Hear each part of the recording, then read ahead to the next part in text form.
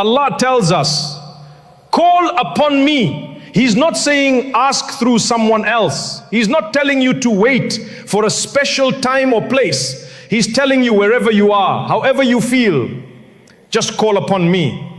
And then what does he promise? I will respond to you. Not maybe, not I might think about it.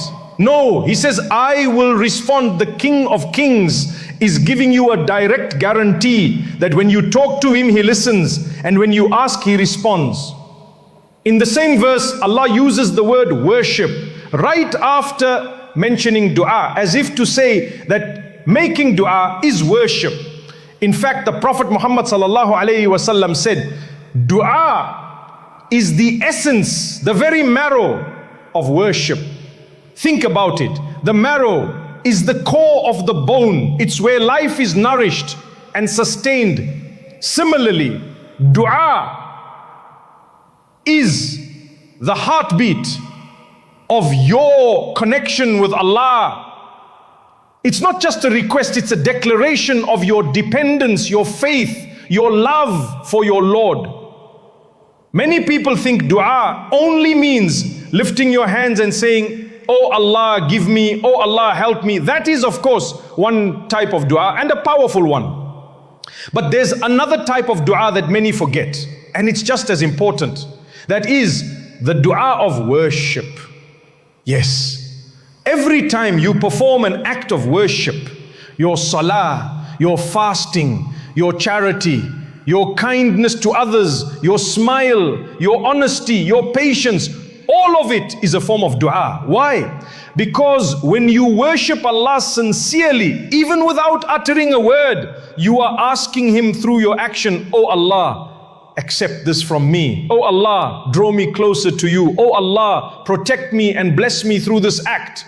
This is why after salah or after doing a good deed, you often feel a change inside, a calmness, a joy, a sense of light entering your heart. And sometimes you don't even notice how your life starts to shift, how problems begin to untangle. That's because your worship was a silent dua and Allah responded to it.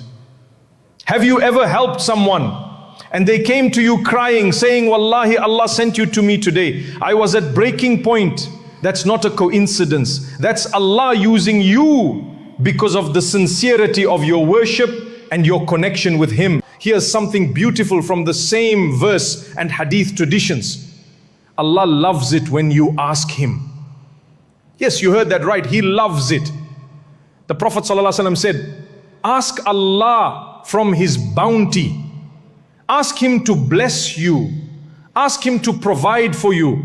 There is absolutely nothing wrong with raising your hands and saying, oh Allah, bless me with your gifts. Oh Allah, give me from your mercy. Oh Allah, let me enjoy your favors. Why? Because Allah loves being asked. Subhanallah, how incredible is that? Allah does not need you or me. He is Al-Ghani, completely free of need. We are the ones who are in need, always. And yet, out of His love and mercy, He invites us to ask Him. He encourages us. He welcomes our prayers. He loves our voices calling upon Him, and He responds even when we don't realize it. So never feel shy to ask Allah. Never feel like you're bothering Him. Never hold back your pain, your dreams, your requests. Because the more you speak to Allah, the more your soul will feel alive. And the more you turn to Him, the more you will feel His nearness, closer than anyone else ever could be. When you make dua, it's a reminder that Allah cares about you, that He loves to give, that He loves to hear your voice, that He wants to be the one you go to, not just when you're in pain, but even when things are good.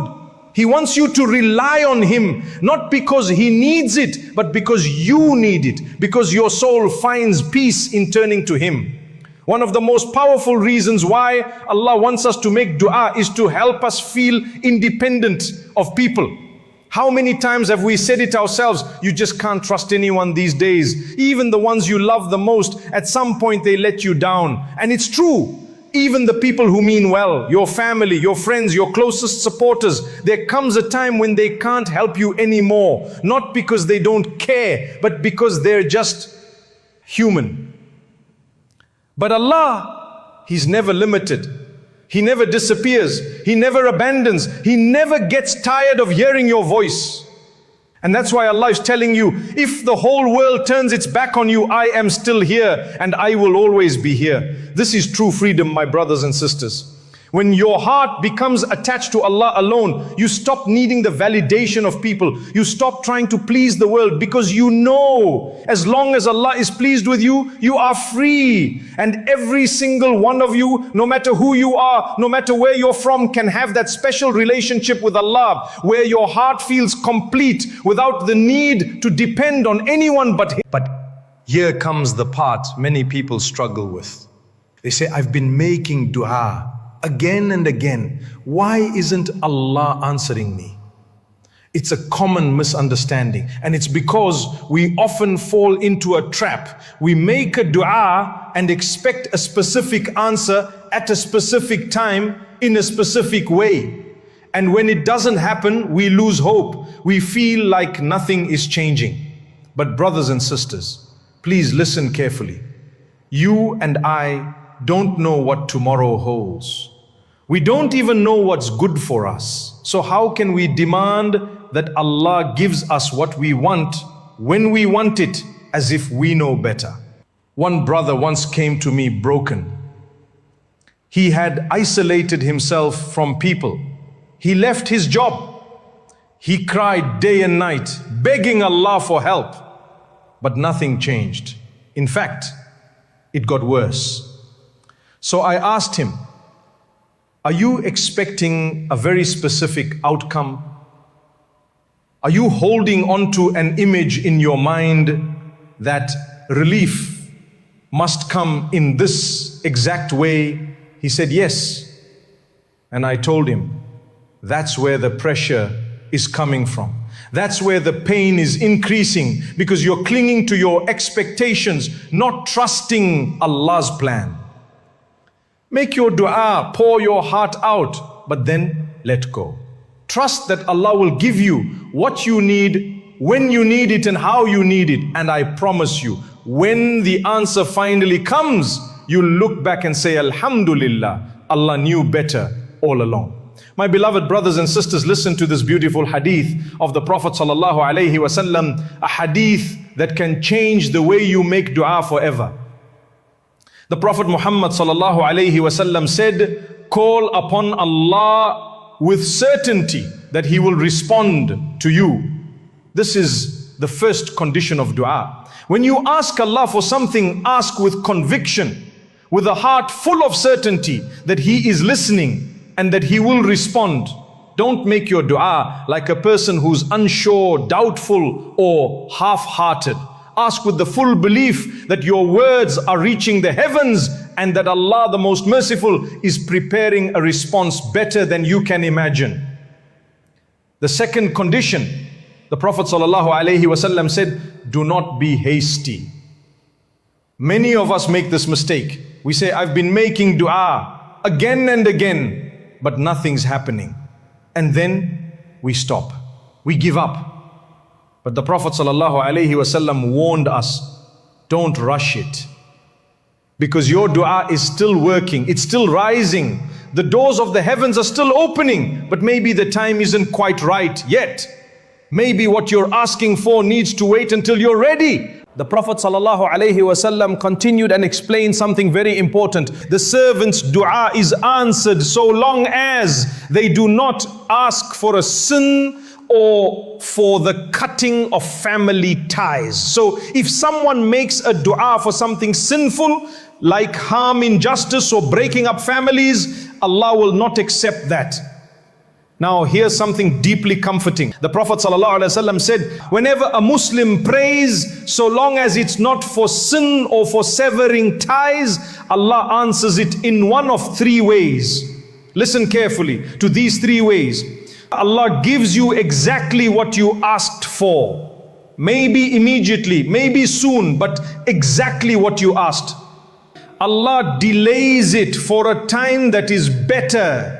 Sometimes you're asking for something but you're not ready. Allah delays it not to punish you but to protect you or perfect the outcome. Allah removes a harm from your life that was equal to your dua. You might not even realize it, but the car accident you avoided, the illness that never touched you, the heartbreak that passed you, it was dua working behind the scenes. Oh subhanallah, you never lose when you make dua. So never ever say, I prayed but it didn't work. Instead say, I prayed and Allah is working in ways I may not see yet. Know that when you raise your hands to the heavens, when your lips whisper words only Allah can hear, your dua is never wasted. This is how the prophets and the companions made dua. They didn't just say, oh Allah, cure me. Say like Prophet Ayub alayhi salam did, oh Allah, harm has touched me and you are the most merciful of those who show mercy. Notice how he didn't blame Allah. He didn't say, you caused this. Instead, he said, harm has come to me, and then praised Allah's mercy. Why? Because we never attribute evil to Allah. If something harmful reaches you, it's either a test, a purification, or a means of raising your rank in the hereafter. But pure evil with no benefit at all is something that Allah never decrees for His servants. That's the way you make dua. You hand your affairs over to Allah with complete trust. You say, oh Allah, whatever you do with me, let it be through your mercy. That is the dua of someone who knows that Allah always does what is best. Look at what Allah says in the Quran. Those who turn away from my worship will enter hell in humiliation. What does this mean? Doesn't mean if you simply forget to make a dua, you're doomed. No, it means if you abandon worship, if you turn your heart away from Allah, if you stop believing that He is the one in control, then you've discounted. You see, dua is worship. When you don't ask Allah, it means you think you don't need Him. It means you believe someone else can provide, someone else can solve, someone else is in control. That's why some people pray to others besides Allah and then expect Allah to reward them. But it's like working for Hyundai and expecting Toyota to pay your salary, as one of my friends once said. It just doesn't make sense. If you want from Allah, then turn to Allah, not to the stars, not to spirits, not to graves, not to people, but to the one who created them all. Someone might say, but if Allah already knows everything, if He's already written my destiny, then what's the point of making dua? It's a common question and a valid one. Yes, Allah has written everything, but some parts of your qadr are connected directly to your dua. There are certain aspects of fate that will not change no matter what you do, like who your parents are, or your date of birth, or your gender at birth. These are fixed. But there are other matters like your provision, your protection, your health, your success, your failures that are linked to your actions. If you make dua, Allah may shift what was written. If you don't, then what was written remains as it is. The Prophet ﷺ said, nothing repels destiny except dua. Subhanallah. Your dua has power. It's like a key that unlocks a different path, a better path. So don't give up. Don't say it's already written. Say, my dua can change what's written for the better. Even non-Muslims, even those far from Allah are affected by this divine rule, because Allah has left certain things open for change based on effort, on asking, on turning to Him. So what about the one who truly believes, truly hopes, truly loves Allah? Do you want a longer life? Do you want more blessings in your wealth and health? The Prophet ﷺ gave us the formula. He said, whoever wants their life to be extended and their provisions to be increased, then let them maintain family ties. Subhanallah. There is happiness when the family is united. There is barakah when love flows between the hearts. So pick up the phone, call your parents, visit your relatives, forgive each other. Why? Because it brings down the mercy of Allah. Now, let me share with you some powerful ways to make dua. Number one, Make dua in your sujood, the closest you are to Allah. Number 2, make dua after your salah. Sit down, raise your hands and call upon Him. Number 3, wake up in the night, even if it's just for a few minutes, and whisper to your Lord. Number 4, make dua while doing a good deed. Like when Ibrahim alayhi salam was building the Kaaba with his son, they made dua during the work. So next time you giving charity or helping someone or cleaning the masjid, make dua right there, because that deed becomes your witness. And don't worry, dua can be in any language. Yes, in any language that comes from your heart. Some people ask, but do I have to say it in Arabic? No. Dua is from the heart. Allah understands every language. He even understands your silence. In your fard prayers, yes, stick to what the Prophet ﷺ taught. But in your sunnah and your personal prayers, speak from the heart. Cry, be real. Even if you say, Ya Allah, I don't even know what to ask for, but you know what's best for me, give me that. That's a beautiful dua, and Allah hears it. The Prophet ﷺ told us about 3 men who were once trapped in a cave. A huge rock sealed the entrance. They couldn't escape. So what did they do? They didn't have phones. They didn't have tools. They didn't panic. They turned to Allah with their good deeds. The first man said, Oh Allah, I had elderly parents. One night they slept before I could give them milk. I stood there waiting, holding it in my hand until they woke up. Even though my own children were crying of hunger, I waited. If I did that for your sake, then oh Allah, remove this rock. And the rock moved slightly.